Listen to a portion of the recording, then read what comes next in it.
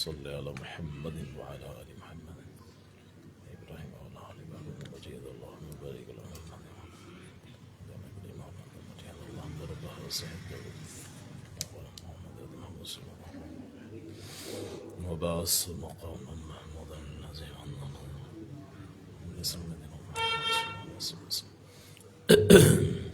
السلام علیکم ورحمۃ اللہ وبرکاتہ۔ الحمد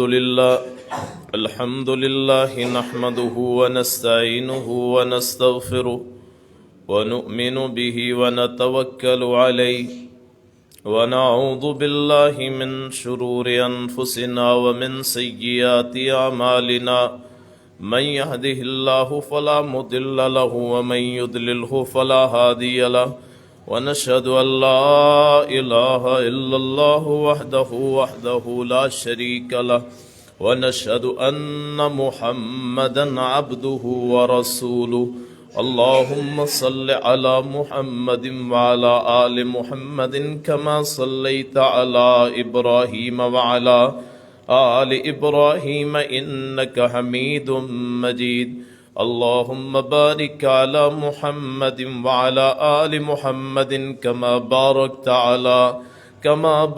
على إبراهيم وعلى آل إبراهيم إنك حميد مجيد أما بعد فإن خير الحديث كتاب الله وخير الهدي هدي محمد صلى الله عليه وسلم وشر الأمور محدثاتها وكل محدثة بدعة وكل بدعة ضلالة وكل ضلالة في النار أعوذ بالله السميع العليم من الشيطان الرجيم بسم الله الرحمن الرحيم ولا يأتل أولو الفضل منكم والسعة أن يؤتوا أولي القربى والمساكين والمهاجرين في سبيل الله وليعفوا وليصفحوا ألا تحبون أن يغفر الله لكم والله غفور رحيم صدق الله مولانا العظيم وصدق رسوله النبي الكريم ونحن على ذلك من الشاهدين والشاكرين والحمد لله رب العالمين۔ بزرگوں، دوستوں، بھائیوں، یہ مہینہ جمادی الاولیٰ اخری کا مہینہ ہے۔ جمادی الثانی، اس مہینے میں حضرت ابو بکر صدیق رضی اللہ تعالی عنہ کی وفات ہوئی ہے۔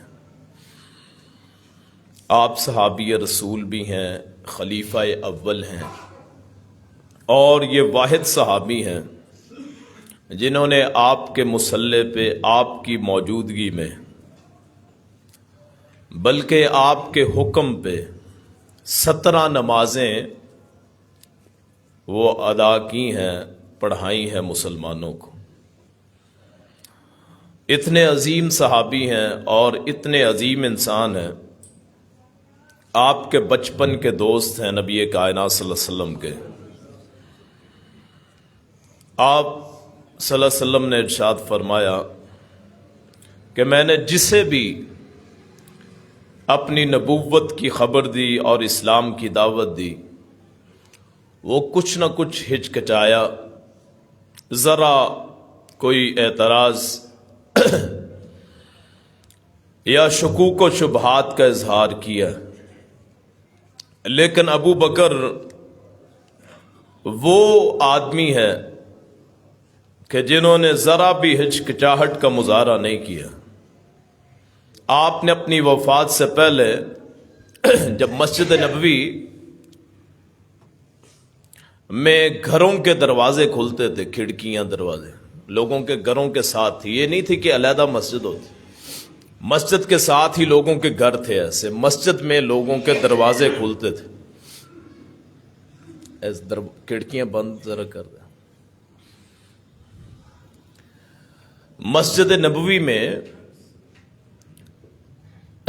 لوگوں کے گھروں کے دروازے کھلتے تھے تو آپ نے اپنی وفات سے پہلے ارشاد فرمایا کہ تمام لوگوں کے گھر یا کھڑکیاں ان کے جو دروازے ہیں وہ بند کر دیے جائیں سوائے ابو بکر کے دروازے کے، ان کی کھڑکی کے۔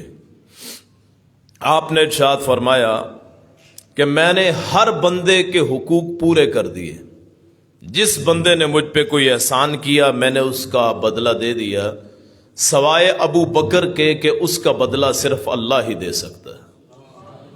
آپ اتنے عظیم صحابی ہیں کہ آپ کو اللہ تعالیٰ نے قرآن میں مخاطب فرمایا۔ آپ کی بیٹی حضرت عائشہ رضی اللہ عنہا ان پہ الزام لگا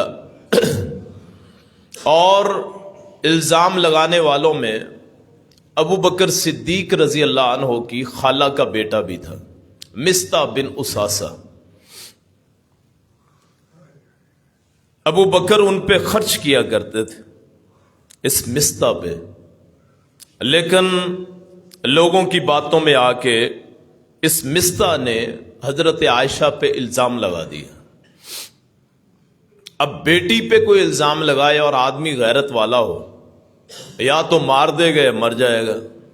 ہمارے معاشرے میں بھی ویسے بھی غیرت تقاضا کرتی، تو حضرت ابو بکر نے اس کا خرچہ بند کر دیا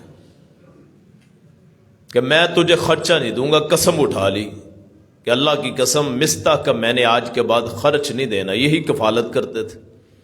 تو اللہ تعالیٰ نے سورہ نور کی 22 نمبر آیت میں ابو بکر صدیق کو مخاطب فرمایا کہ جن کو اللہ نے مال اور وسعت دیا ہے ان کو چاہیے کہ وہ معاف کر دیں۔ تو ابو بکر صدیق رضی اللہ عنہ نے پھر وہ ان کا خرچہ بحال کر دیا۔ یعنی اس شخصیت کو اللہ نے قرآن میں ڈائریکٹ پکارا، جیسے نبی کو مخاطب کرتے ہیں یا ایھا النبی یا ایھا الرسول، ایسے ہی ان کو اللہ تعالیٰ نے قرآن میں اسپیشل صرف اس وجہ سے سورہ نور کی 22 نمبر آیت نازل ہوئی کہ ابو بکر صدیق کا نام قیامت کی دیواروں تک لوگ پڑھیں گے، اپنے حافظوں کو یاد کروائیں گے۔ قاری قرآن پڑھے گا، امام ہو یا لوگوں کو تعلیم دیتا ہو، اور لوگوں کے دلوں میں ابو بکر کی عظمت اور عزت ساری کائنات کے ختم ہونے تک باقی رہے گی۔ کیوں؟ جب تک یہ قرآن ہے اس وقت تک یہ الفاظ لوگوں میں موجود رہے۔ حضرت عمر رضی اللہ عنہ خواہش کیا کرتے تھے کہ میری ساری زندگی کی نیکیاں ایک طرف، اور اکیلے ابو بکر کی وہ رات جو ہجرت کی رات، جہاں اپنے کندھوں پہ اٹھا کے اپنے رسول کو اس غار ثور میں لے کے گئے اور وہاں رات گزاری، خود بے آرام رہے ہو، اور وہ ران کتنی مبارک ہوگی جس پہ رسول اللہ کا سر ہو، اور وہ چہرہ کتنا مبارک ہوگا کہ جن پہ رسول اللہ کے وہ چہرہ کتنا مبارک ہوگا جس نے اتنی قریب سے رسول اللہ کے چہرے کو دیکھا ہوگا، اور جس کی آنکھوں سے آنسو گر کے رسول اللہ کے چہرے پہ گرے ہوں کہ وہاں اندر داخل ہوئے، 2 سوراخ باقی بچ گئے۔ یہ ہجرت کی رات کو ایک کیڑا ڈستا ہے، رسول اللہ سوئے ہوئے ہیں، ابو بکر حرکت نہیں کرتے کہیں رسول اللہ کی نیند خراب نہ ہو جائے۔ آخر انسان ہے، آنسو گرے، آپ کے چہرے پہ گرے، آپ کو جاگا ابو بکر کیا معاملہ ہے، کس تکلیف میں حضور، کسی کیڑے نے کاٹا ہے، مجھے کیوں نہیں بتایا؟ آقا آپ کی نیند خراب ہو جاتی۔ آقا فرماتے ہیں ذرا اپنی ٹانگ میرے قریب کرو، پاؤں قریب کرو۔ آقا وہاں لعاب لگاتے ہیں، وہ ٹانگ بھی کتنی مبارک ہوگی جہاں محمد رسول اللہ کا لعاب لگا ہوگا۔ حضرت عمر فرماتے ہیں مجھے وہ ایک رات مل جائے، میری ساری زندگی کی نیکیاں حضرت ابو بکر کو مل جائیں، اور ساری امت کا عقیدہ بن گیا کہ افضل البشر بعد النبی صلی اللہ علیہ وسلم ابو بکرن، کہ انسانوں میں، بشروں میں نبی کائنات کے بعد اگر کسی کا نام آتا ہے تو ابو بکر کا ہے۔ غزوہ تبوک میں 30,000 مسلمان وہ غزوہ کے لیے نکلتے ہیں، جنگ کے لیے، چندہ اور فنڈ کی ضرورت پڑتی ہے، رسول اللہ وہاں اپیل کرتے ہیں. تو غریب مسلمان جو کماتے وہ لا کے دے دیتے، مزدوری کرتے. اصحاب صفہ مزدوری کرتے، آپ کو لا کے دے دیتے. حضرت عمر کے دل میں شوق پیدا ہوا کہ آج میں ابو بکر سے بڑھ جاؤں گا. اور یہ تاجر تھے ابو بکر صدیق، ساری زندگی جو کمایا تھا رسول اللہ پہ خرچ کر دیا، ساری زندگی. اور جب فوت ہوئے تو پرانے کپڑوں میں فوت ہوئے، مکروز فوت ہوئے. تو انہوں نے کہا آج میں ابو بکر سے بڑھ جاؤں گا. تو اللہ کے رسول فرماتے ہیں عمر کیا لے کے آئے؟ جی میں گھر کا آدھا سامان لے کے. گھر میں کیا چھوڑا؟ جی آدھا چھوڑ دیا ہے. دل میں یہ تھا کہ میں آج ابو بکر سے بڑھ جاؤں گا، وگرنہ نام پہلے ہی آتا تھا. صحابہ بھی کہتے تھے جا رسول اللہ، جا ابو بکر، جا عمر. قبر میں بھی ایسے، رسول اللہ پہلے، ابو بکر ساتھ، پھر عمر. آج میں بڑھ جاؤں گا. اتنی دیر میں حضرت ابو بکر آئے سامان لے کے. ابو بکر تو نے گھر میں کیا چھوڑا ہے؟ اللہ اور اس کے رسول کی محبت چھوڑ کے آیا ہوں، سب کچھ ہی لے گیا. ہجرت کی رات جب ہجرت کرنے لگے تو جتنا ہجرت کا خرچ تھا ابو بکر صدیق نے برداشت کیا تھا. 4 اونٹ تھے، وہ چاروں ابو بکر صدیق کے مال سے. گھر میں بیٹی اسما، کون ہے جو اپنے بیٹیوں کے کپڑوں کو پھاڑ کے کسی کے کھانے کو، کسی کے سامان کو لپیٹتا ہے؟ رسی کم پڑ گئی. اسی ابو بکر کی بیٹی اسما تھی جنہوں نے اپنے دوپٹے کو پھاڑ دیا تھا اور اس کے ساتھ رسول اللہ کے سامان کو باندھا تھا صلی اللہ علیہ وسلم. اور گھر میں کمانے والا کوئی نہیں تھا ابو بکر کے بعد. بوڑھا باپ ابو قحافہ، عثمان نام تھا، وہ نابینا تھے. وہ بیٹی اسما سے کہنے لگے بیٹی کچھ گھر میں بھی چھوڑ کے گیا ہے کہ نہیں ابو بکر؟ اور بیٹی اتنی سمجھدار، رسول اللہ سے اتنی محبت کرنے والی، اس نے پتھروں کو نا وہ بوری میں بند کیا، چھوٹی چھوٹی کنکریوں کو، اور اپنے دادا کو ان پہ ہاتھ لگا کے کہتی ہے ابو بکر تو سب کچھ چھوڑ کے گئے، حالانکہ اس میں پتھر تھے. اس گھر کی عظمت کے کیا کہنے کہ مکے کی زندگی میں جب بھی رسول اللہ کو مشورے کی ضرورت پڑتی ابو بکر کا گھرانہ یاد آ جاتا. آپ کی محبت میں اتنے اندھے اور اتنی محبت، ہم بھی اپنے آپ کو عاشق رسول کہتے ہیں، حالانکہ عشق کا لفظ تو ویسے ہی اچھا نہیں. اور کوئی کہتا ہے کہ اپنے باپ سے عشق ہے، ماں سے عشق ہے، بہن سے عشق، بیٹی سے کوئی کہتا ہے عشق؟ کیوں جی؟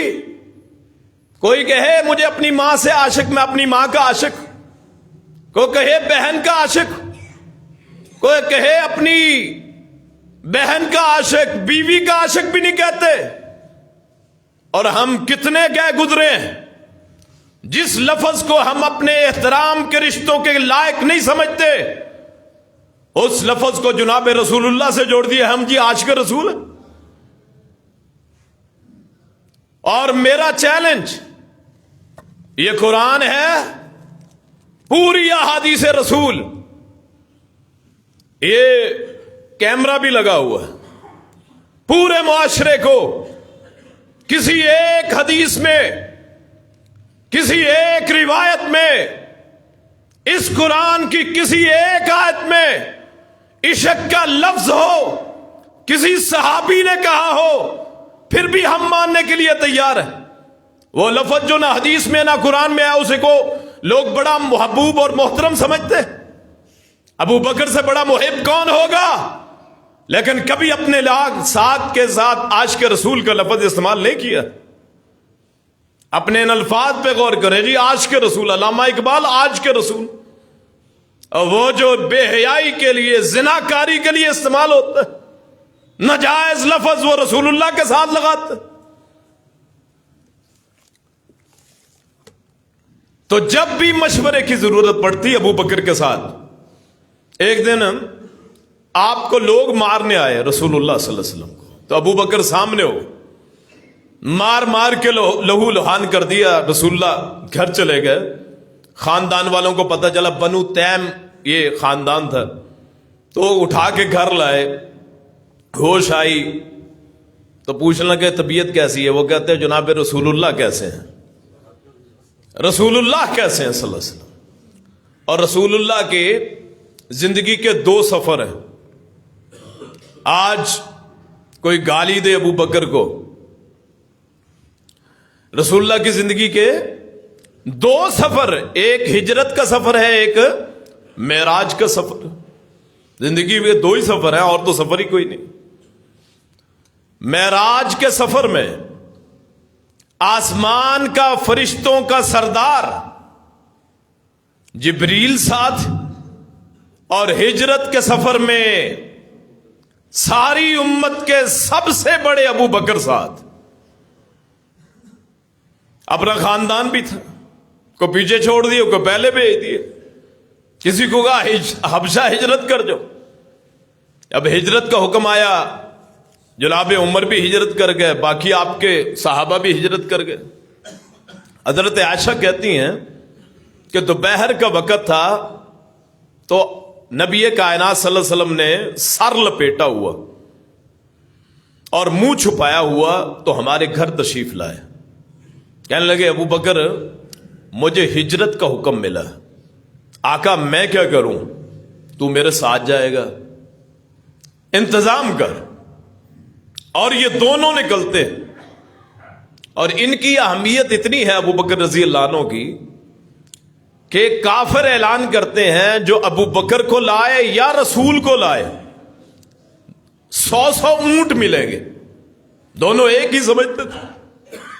معراج کے سفر سے واپس آئے, لوگوں کو بتایا کہ میں رات کے کچھ حصے میں سیر کر کے آیا ہوں. پہلے بیت المقدس کیا, پھر آسمان پہ گیا, 7واں آسمان کو دیکھا, فلاں فلاں نبی سے ملاقات ہوئی, سدرۃ المنتہا کو دیکھا, پھر اللہ سے ملاقات ہوئی, یہ تحفے ملے, نماز کا تحفہ ہے, سورہ بقرہ کی آخری 2 آیات ہیں, فلاں فلاں. تو انہوں نے کہا آج دیکھتے ہیں اس کی کون حمایت کرتا ہے. تو ابو جہل جاتا ہے, تو صدیق اکبر کے, یہ صدیق نام تھا ان کا عبداللہ, ابو بکر ان کی کنیت ہے. کنیت کہتے ہیں کہ جس نام سے آدمی مشہور ہو جائے. یہ چونکہ تاجر تھے, اونٹ لے کے جاتے تھے, تو بکر عربی میں اونٹ کو کہتے ہیں. تو ابو بکر کا معنی اونٹ والا, یعنی اونٹ لے کے جانے والا تاجر آدمی. تو نام عبداللہ ہے, اصل نام حضرت ابو بکر کا عبداللہ ہے. تو صدیق کا لقب اسی دن پڑا کہ وہ دروازہ کھٹکھٹاتا ہے, ابو بکر دروازہ کھولتے ہیں, تو آگے سے سیدھے کہتا ہے, اگر کوئی بندہ کہے جی آسمان کی سیر کر کے آ گئے ہوں رات کے ایک حصے میں, فلاں فلاں میں نے جنت بھی دیکھی, دوزخ بھی دیکھی, رب سے ملاقات بھی کی, تو کیا کہے گا؟ اب ہمیں کوئی کہے جی ایک رات میں, کوئی کہے جی رات بھی نہیں, رات کے کچھ حصے میں. قرآن کے لفظ ہے نا, سبحان الذی اسرا بعبدہ لیلا من المسجد الحرام. لیل کا لفظ ناکرہ ہے, ایک ہوتا ہے معرفہ خاص, ایک ہوتا ہے ناکرہ عام, یعنی رات کے کچھ حصے میں. تو ہم کہیں گے جی یہ بات ہی صحیح نہیں ہے. ابو بکر صدیق نے پوچھا یہ کہا کس نے ہے؟ کہا تیرا دوست کہتا ہے. اس نے کہا میرے دوست کی بات کیا کرتے ہو, جو کہتا ہے سچ کہتا ہے, میں تو اس سے بڑی بڑی باتوں پہ ایمان رکھتا ہوں, یہ تو کچھ بھی نہیں ہے. اور ہمارے بیٹھے ان پہ وحی آ جاتی, ان سے تو اللہ گفتگو کرتا ہے, ان سے فرشتے آ کے ملتے ہیں. اور پھر اسی یار غار نے, قرآن کہتا ہے جب نہ وہ غار میں تھے تو کافر بالکل آ گئے غار کے منہ پہ. صدیق اکبر کہتے ہیں ایک نے پیشاب کیا تو پیشاب کی چھینٹیں اندر بھی پڑ گئی. میں نے کہا اللہ کے رسول وہ تو آ گئے. تو اللہ تعالیٰ نے اس کو قرآن میں بیان کیا, اذ یقول لصاحبہ لا تحزن ان اللہ معنا. ابو بکر کو اللہ تعالیٰ نے کسی اور کو نہیں کہا صحابی کا لفظ. اذ یقول لصاحبہ, قرآن کی کسی آیت میں کسی کو اللہ نے صحابی نہیں کہا ہے تو ابو بکر کو کہا ہے، کسی اور کو نہیں کہا. اور محبت اتنی ہے، پیار اتنا ہے، الفت اتنی ہے، عقیدت اتنی ہے. رسول اللہ کی بیوی فوت ہوتی ہیں خدیجہ، تو اپنی بیٹی کا رشتہ خود رسول اللہ کو دے دیا صلی اللہ علیہ وسلم. فاطمۃ الزہرا رضی اللہ عنہا، ان کا نکاح حضرت علی سے ہوتا ہے. کس کے مشورے سے ہوتا ہے؟ مشورہ دینے والا کون ہے؟ یہ مجلسوں میں لان تان کرنے والے وہ ذرا بتائیں حضرت علی المرتضیٰ اور حضرت فاطمہ کے نکاح کے گواہ کون ہیں؟ مشورہ دینے والے کون ہیں؟ شادی پہ خرچ کرنے والے کون؟ اور یہ بھی لوگوں کو نہیں بتاتے کہ ابو بکر صدیق کی بیوی حضرت اسماء بنت امیس، ان کی وفات کے بعد ان کا نکاح حضرت علی المرتضیٰ سے ہوتا ہے. کوئی نہیں بتائے گا. تاریخ کو مسخ کیا جاتا ہے، چوکوں چراہوں پہ ممبروں پہ جھوٹ بولا جاتا ہے. یاد رکھیے، جس دین میں ابو بکر کا نام نہ ہوگا اس دین میں بھلائی نہ ہوگی. آپ تصور نہیں کر سکتے، آپ ذہن میں سوچ بھی نہیں سکتے کہ جناب رسول اللہ کا انتقال ہوتا ہے. آپ اسے پردہ کہہ لیں، اسے وفات کہہ لیں، اسے منتقل ہونا کہہ لیں، جو مرضی.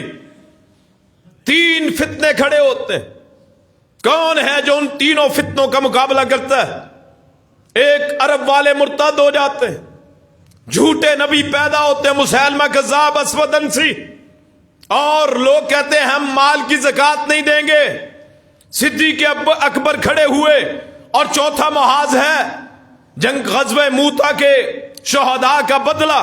زید بن حارثہ، عبداللہ بن رواحہ اور حضرت جعفر طیار کی شہادت کا بدلہ. رسول اللہ نے لشکر تیار کیا تھا، سربراہ بنایا اسامہ کو. تو سب سے پہلے حضرت اسامہ کے لشکر کو روانہ کرنے والا کون تھا؟ سارے صحابہ نے کہا جی روک دیجئے، مدینے میں تو خود خطرہ ہے. تو اپنے نبی سے کتنی عقیدت ہے. صدیق اکبر کہتے ہیں اگر ابو بکر کی لاش کو درندے آ کے بھی نوچ جائے اس لشکر کو کبھی نہیں روکے گا جسے رسول اللہ نے روانہ کیا ہو صلی اللہ ہو. پھر ختم نبوت کے موضوع پہ مسیلمہ کذاب، اسود عنسی کا خاتمہ کرنے والے ابو بکر. پھر قبائل جو مرتد ہو گئے ان سے حساب لینے والے ابو بکر. زکوٰۃ کے منکر کہتے زکوٰۃ نہیں دینی. اور آج بھی لوگ ملک میں ایسا گروہ ہے جو زکوٰۃ کا منکر ہے جی، کہ اس کے نام کے ساتھ یہ لکھ دو اس سے زکوٰۃ نہیں ہوگی. ان سے حساب لینے والے ابو بکر. یہی تو غم ہے ان گروہوں کو، ان فرقوں کو، کہ سب سے پہلے زکوٰۃ کے منکروں سے حساب لینے والے ابو بکر اور ان کی روحانی اولاد ان زکوٰۃ کے منکروں کی آج بھی موجود جو ابو بکر کے پیش شب و ستم کرتے. لوگوں نے کہا سارے خلاف ہو جائیں گے، زکوٰۃ کہاں دیں گے؟ انہوں نے کہا جو رسول اللہ کے دور میں اونٹ دیتا تھا 7 نکیل ہوتی تھی، آج اونٹ دے گا نکیل نہیں دے گا، میں اس کا بھی حساب لوں گا. قرآن کے جامع کون ہے؟ سب سے پہلے ابو بکر. قرآن کی آیات کو جمع کرنے والے ابو بکر. جس قرآن کو آج ہم پڑھتے ہیں نا، اور جس قرآن کو ہم آج پڑھتے ہیں اس قرآن کو جمع کرنے والے سب سے پہلے ابو بکر. اور وفات، رسول اللہ کی وفات، لوگ جھگڑتے ہیں رسول اللہ فوت ہوئے ہیں کہ نہیں فوت ہوئے. آئیے ابو بکر کا عقیدہ دیکھتے ہیں وہ کیا کہتے ہیں. خبر ملتی ہے کہ تمہارے رسول فوت ہو گئے. آتے ہیں حجر حجرہ انور میں داخل ہوتے ہیں، اور وہ مقام کتنا عجیب ہے، کتنا عظیم ہے، جہاں رسول اللہ کی آج بھی قبر ہے. وہ کتنا عظیم ہے، جہاں ابو بکر کو اجازت کی ضرورت نہیں، جہاں اللہ نے ان کی قبر بنا دی.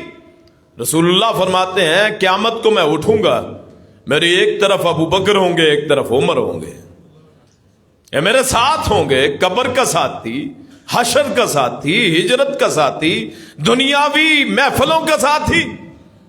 اللہ اکبر. ایک دن یہ وفات نبی پہ بھی بات کرتے ہیں کہ عقیدہ کیا ہے ابو بکر کا.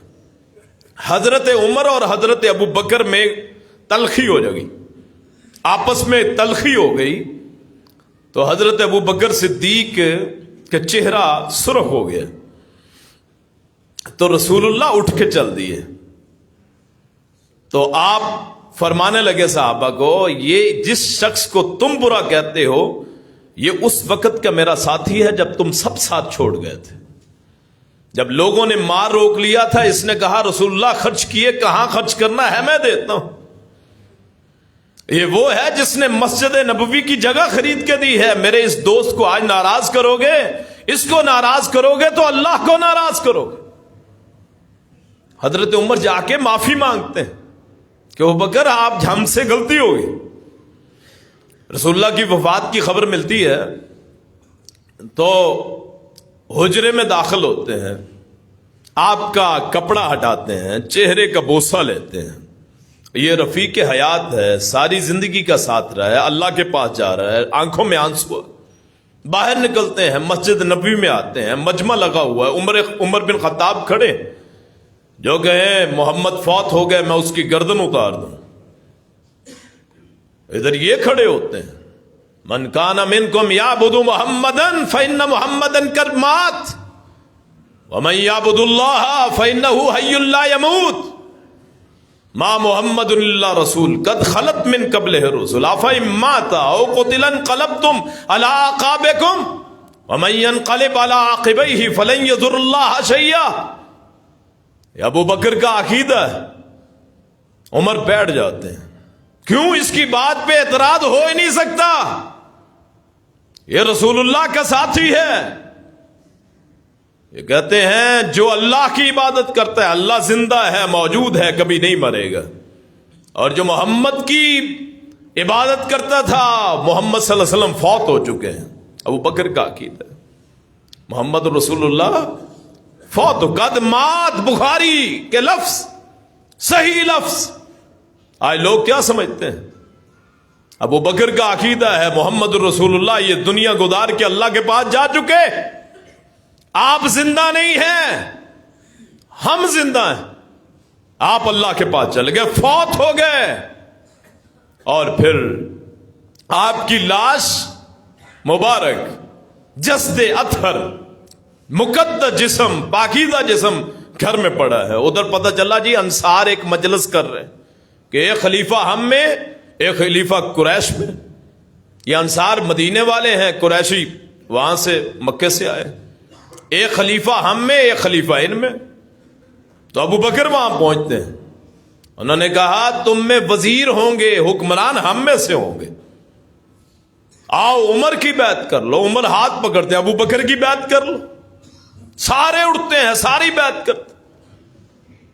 علی المرتضیٰ 6 مہینے کے بعد بیعت کر لیتے. جس کی بیعت علی المرتضیٰ کرے اس کو آج گالی دے کوئی؟ بیعت حضرت علی المرتضیٰ نے کی، حضرت حسین نے کی، حضرت حسن نے کی. ہم کون ہوتے ہیں ان کے ایمان پہ سوال اٹھانے والے؟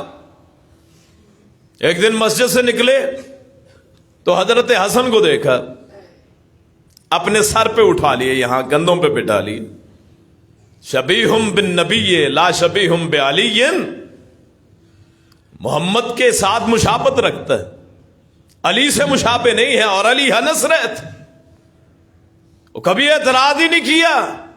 یہ جو ہماری مجلسوں کی باتیں سنیں تو پتہ چلتا ہے صحابہ میں پتہ نہیں کتنی دشمنی تھی. اور وزیر رہے علی المرتضیٰ حضرت ابو بکر کے. کسی نے پوچھا تھا حضرت علی سے کہ ابو بکر عمر کے دور میں بڑا امن ایمان تھا، میرے دور میں بڑا مسئلہ ہے، آپ کے دور میں بڑا مسئلہ ہے. تو علی المرتضیٰ مولا علی فرماتے ہیں کہ ان کا وزیر میں تھا اور میرے وزیر تم جیسی جھوٹے ہو. یہ ابو بکر کی محبت رضی اللہ عنہ. اور جس وقت حضرت علی نے بیعت کی ہے نا، گھر گئے تھے ان کے، تو انہوں نے کہا ہم آئیں گے، آپ ممبر پہ بیٹھے ہوں گے، ہم آپ کی بیعت کریں گے. اس وقت حضرت ابو بکر نے خطبہ دیا تھا جس کو کوئی بھی بیان نہیں کرتا. انہوں نے کہا تھا میرے نزدیک سب سے زیادہ اہمیت اہل بیت نبی کی ہے. ابو بکر کے نزدیک سب سے زیادہ اہمیت اگر ہے تو اہل بیت نبی کی ہے. اور جب خلیفہ بنے تو ممبر پہ کھڑے ہوگا, لوگوں مجھے خلیفہ بنایا گیا. آج تو کونسلر کی سیٹ کے لیے بھی لوگوں کی منتیں کرتے ہیں نا کہ ہماری برادری کا ہے, ووٹ ڈال دیجئے. تو ان کو پوری ملت اسلامیہ کا خلیفہ بنایا گیا تو ممبر پہ کھڑے ہوئے خطبہ دیتے ہیں, لوگوں مجھے امیر بنایا گیا ہے, خلیفہ, اگر تم چاہو تو مجھے اتار دو, میری اطاعت نہ کرو. اور گاندھی ہندوستان کے بانی, جب پہلی مجلس ہوئی نا, ان کی میٹنگ ہوئی, ان کی کابینہ کی ہندوستان کی, تو اس نے خطاب کرتے ہوئے کہا تھا کہ اگر ہم طریقہ اپنی حکومت کا اچھا رکھنا چاہتے ہیں تو اس کا طریقہ وہ ہونا چاہیے جو ابو بکر عمر کا ہونا چاہیے. اور کسی نے کہا تھا مسلمان کس کو آئیڈیل بناتے ہیں, کس کو رول ماڈل بناتے ہیں, کس کو نمونہ بناتے ہیں؟ ان کے نزدیک تو ابو بکر عمر ہیں, ان کو ہوتے ہوئے غیر کو کیوں بناتے ہیں؟ اور سادہ اتنے کہ خلیفہ بنے تو اپنا تجارت کا سامان اٹھا کے بیچنے چل پڑے. راستے میں صحابہ ملتے ہیں, عمر فاروق اور باقی, کہاں چلے ہیں جی, اپنا سامان بیچنا. انہوں نے کہا آپ تو خلیفہ بن گئے. انہوں نے کہا گھر کا خرچ کیسے چلے گا؟ انہوں نے کہا ہم تنخواہ دیں گے. تنخواہ کتنی ہوگی؟ ایک مزدور جتنی. ساری زندگی ایسے گزارا کیا, اپنے بچوں کو کبھی خواہشوں پہ نہیں لگایا. اور ہماری حالت کیا ہے؟ مہنگائی بہت ہے جی, اخراجات پورے نہیں ہوتے. اپنی چادر دیکھ کے پاؤں پھیلائیں, چادر جتنی ہے اتنے پاؤں پھیلائیں, خواہشات میں گرے ہوئے. موبائل تو پکڑا ہوا 40,000 کا جی, مہنگائی بہت. سادہ رکھیں اپنے آپ کو, اپنے حالات میں ماتم نہ کریں, اپنے اللہ کو پکاریں جیسے ابو بکر پکارا کرتے تھے. اور وفات, اللہ اکبر, پرانے کپڑے ہیں. بیٹی عائشہ کہتی ہیں ہم آپ کے لیے نیا کفن کا انتظام کرتے ہیں. انہوں نے کہا نئے کپڑے زندہ پہنا کرتے ہیں, میں تو اس دنیا سے جا رہا ہوں. اور جگہ کہاں ملی قبر کی؟ یاد رکھیے نیک لوگوں کی صحبت بڑی بات ہوتی ہے. قبر وہاں ملی, اس کے قدموں میں ملی جس کے لیے ساری زندگی گزار دی. اللہ اکبر. اور اللہ تعالیٰ نے بھی عزت ایسی بخشی, اور ظالموں کو, مخالفوں کو چڑھانے کے لیے آج بھی وہاں قبر ہے جہاں رسول اللہ ہے صلی اللہ علیہ وسلم. کون جھٹلا سکتا ہے؟ اور پھر جب نکلتے اہل بیت میں سے کسی فرد کو دیکھتے تو چہرہ کھلکھلا اٹھتا, اٹھاتے سینے سے لگاتے, حسن کو بھی حسین کو بھی. اور طریقہ خلافت ایسا ہے کہ جب فوت ہوتے ہیں تو عمر فاروق رونے لگتے ہیں. ابو بکر خزانے میں 1 روپیہ بھی باقی نہیں ہے, نہ اپنے لیے کچھ بنایا, نہ دنیا میں کچھ چھوڑا, کسی کا حق نہیں مارا. اور باب فدق کا لوگ بڑا شور مچاتے ہیں, باب فدق جی, باب فدق. حالانکہ باب فدق کا پتہ ہی نہیں, باغ نہیں ہے وہ, باغ فدق وہ باغ نہیں ہے, پوری بستی ہے خیبر کی. اللہ کے رسول کے لیے وہ اللہ نے دے دی تھی, اور رسولوں کی تو وراثت ہی نہیں بنتی. حضرت فاطمہ آئی تھی اپنا اللہ کے رسول کے پاس, جی ہمیں یہ زمین دے دیں, یہ جو بستی ہمیں دے دیں. تو آپ نے کہا فاطمہ نہیں, یہ میں نے اپنے خاندان کے لیے رکھی ہے, لیکن میں اس کا مالک نہیں ہوں, مالک اللہ ہے, میری وراثت کوئی نہیں. انا معاشر الانبیاء لا نورث, ہماری جو نبیوں کی وراثت کوئی نہیں ہوتی. العلماء ورثۃ الانبیاء, علماء نبیوں کے وارث ہوتے. وارث کیا ہیں؟ اس کتاب کے اور احادیث رسول کے صلی اللہ. حضرت ابو بکر نے ویسے ہی قائم رکھا, وہ نظام ویسے ہی قائم رکھا. اپنے گھر والوں کو قریب نہیں آنے دیا, اپنے کسی رشتہ دار کو کوئی عہدہ نہیں دیا, بیٹے کو کچھ نہیں دیا, بیٹیوں کو کچھ نہیں دیا. ہمارے ساتھ والوں کو، یہ دوست ہے اس کو نواز دو، یہ بھانجا اس کو دے دو، بھائی ہے اس کو دے دو، بیٹا ہے اس کو دے دو. ہم تو پوچھتے ہیں فلاں کا بیٹا ہے جی، تب پوچھتے ہیں، اس لیے ساتھ دینا ہے. حضرت ابوبکر اور عمر بعد والوں نے خلافت کو اسی طریقے پر رکھا ہے جیسے نبوت کا طریقہ ہوتا ہے. اور میرے رسول کی حدیث سن کے بات ختم کرتے ہیں. رسول نے فرمایا علیکم بسنتی وسنت الخلفاء الراشدین المہدیین، جیسے میری سنت تجھ پہ لازم ہے تم پہ، ایسے ہی ابو بکر، عمر، عثمان، علی المرتضیٰ کی سنت لازم ہے تم پہ، خلفاء راشدین کی سنت لازم ہے. اور یہاں آخری بات کر کے بات ختم کرتا ہوں. بعض لوگ کہتے ہیں جو پہلی اذان ہے نا یہ بدعت ہوتی ہے. جی حضرت عثمان نے شروع کروائی تھی. یاد رکھیے خلفاء راشدین میں سے جو کسی نے کام کیا ہے برحق کیا ہے، سچ کیا ہے، ماننا واجب. اللہ پاک بات سننے کی اور اس کو سمجھنے کی، اس پر عمل کرنے کی مجھے بھی آپ کو بھی توفیق عطا فرمائے. آخر دعوانا الحمدللہ رب العالمین.